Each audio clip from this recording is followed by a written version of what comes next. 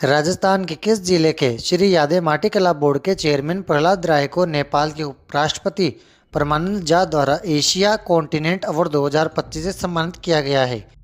Answer Jaipur.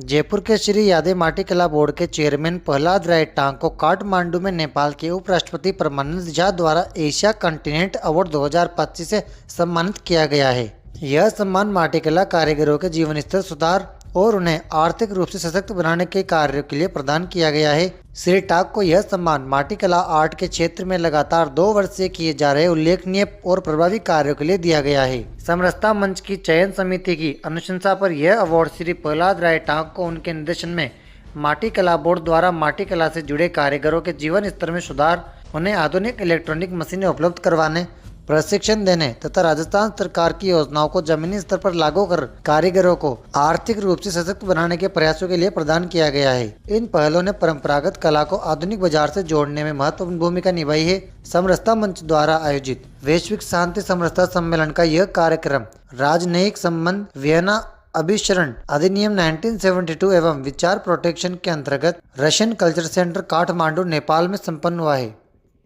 Rajasthan के किस जिले के खातीपुरा में 200 करोड़ रुपए की लागत से जिले का पहला टर्मिनल स्टेशन तैयार हो रहा है?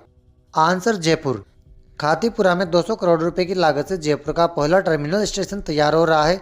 नए इलेक्ट्रॉनिक इंटरलॉकिंग वाले 8 लाइन के स्टेशन पर 6 प्लेटफॉर्म है। इसमें 6 लूप और 2 मेन लाइन है। 4 लिफ्ट और एस्केलेटर होंगे। वहीं 2 लाइन पर काम किया जा रहा है। खातीपुरा जगतपुरा कानोता स्टेशन के बीच 8 line crossing station double VDU system और इलेक्ट्रॉनिक इंटरलॉकिंग सिस्टम से ट्रेन ऑपरेशन सेंट्रलाइज हुआ है। 6 लूप में से 4 लाइन पर क्विक वाटरिंग सिस्टम के लिए स्काडा सिस्टम लगाया गया है। गांधीनगर को स्टेशन रीडेवलपमेंट योजना के तहत कुल 8.04 एकड़ में विकसित किया जा रहा है, जिसे जनवरी 2024 तक पूरा करना है। इनमें कॉमर्शियल गतिविधियां विकसित की गई है।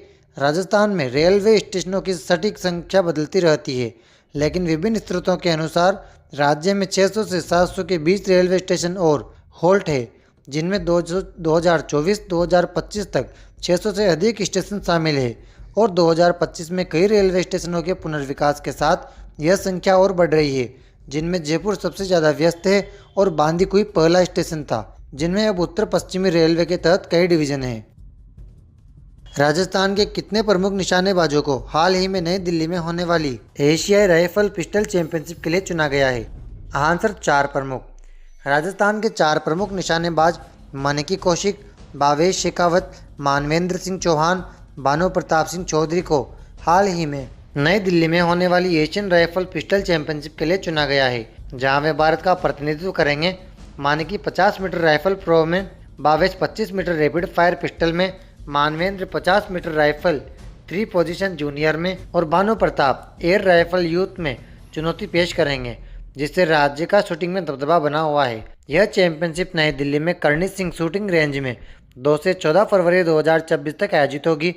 प्रमुख खिलाड़ी और उनके द्वारा प्रदान किए गए पुरस्कार: राज्यवर्धन सिंह राठौड़ निशानेबाजी के लिए मेजर ध्यानचंद्र खेल रत्न पुरस्कार, देवेंद्र जाजड़िया पैरा एथलेटिक्स के लिए मेजर ध्यानचंद्र खेल रत्न पुरस्कार, अवनी लेखरा पैरा शूटिंग के लिए मेजर ध्यानचंद्र खेल रत्न पुरस्कार, कृष्णा नागर पैरा बैडमिंटन के लिए मेजर ध्यानचंद्र खेल रत्न पुरस्कार, वैभव सूर्यवंशी क्रिकेट में शानदार प्रदर्शन के लिए प्रधानमंत्री राष्ट्रीय बाल पुरस्कार और मिताली राज क्रिकेट के लिए मेजर ध्यानचंद्र रत्न पुरस्कार। देश और प्रदेश में लगातार गिरते भूजल स्तर, बढ़ते जल संकट और जल सुरक्षा हेतु किस स्थान पर ग्राउंड वाटर स्ट्रेटेजी समिट 2025 का आयोजन किया गया है? आंसर जयपुर। देश और प्रदेश में लगातार गिरते भूजल स्तर, बढ़ते जल संकट और जल सुरक्षा को लेकर जयपुर के राजस्थान इंटरनेशनल सेंटर में ग्राउंड वाटर स्ट्रेटेजी समिट 2025 का आयोजन किया गया है। समिट में देश भर से आए जल विशेषज्ञों, वैज्ञानिकों और नीति निर्माताओं ने जल संरक्षण और प्रभावी वाटर मैनेजमेंट पर गंभीर चिंता जताई है। समिट में वक्ताओं के अनुसार हिमालय से बाढ़ के रूप में बहने वाले अपार जल को यदि वैज्ञानिक तरीके से संग्रहित कर राजस्थान जैसे जल अप्रभाव ग्रस्त राज्यों में पहुंचाया जाए तो जन जन की प्यास बुझाई जा सकती है। इस दौरान यह भी सामने आया कि देश में कहीं भी समग्र और प्रभावी वाटर मैनेजमेंट की ठोस व्यवस्था नहीं है। समिट के आयोजन डॉक्टर SK जैन ने बताया कि सम्मेलन में प्राप्त सुझावों और प्रस्तावों की विस्तृत रिपोर्ट तैयार कर केंद्र और राज्य सरकार को सौंपी जाएगी ताकि इस पर ठोस नीति और कार्य योजना बनाई जा सके। उनके अनुसार अतिरिक्त पानी को कम करने वाले क्षेत्र तक पहुंचाने के लिए राष्ट्रीय स्तर पर रणनीति बनानी जरूरी है। इंस्टीट्यूट ऑफ वाटर कंजर्वेशन द्वारा आयोजित और GWMICC द्वारा प्रायोजित इस समिट का शुभारंभ हाई कोर्ट के पूर्व न्यायाधीश NK जैन ने किया है। समिट में बताया गया कि राजस्थान में देश की लगभग 18% आबादी निवास करती है, जबकि जल संसाधन केवल 4% है और भूजल का लगातार हो रहा अंधाधुंध दोहन भविष्य के लिए गंभीर खतरा भी है। राजस्थान के कितने परसेंट हिस्से पर थार मरुस्थल ग्रेट इंडियन डेजर्ट फैला हुआ है? यह भारत के कुल मरुस्थलीय क्षेत्र का लगभग 60% है, जो राज्य के पश्चिमी भाग में स्थित है और 12 जिलों को कवर करता है। आंसर 61.11%। दोस्तों, डेली क्लासेस की अपडेट के लिए आप टेलीग्राम ज्वाइन कर लीजिए और साथ ही इंस्टाग्राम को भी फॉलो कर लीजिए। वीडियो अच्छी लगी हो तो इसे लाइक करके चैनल को सब्सक्राइब भी कर लीजिए। कल फिर मिलते हैं। Thank you.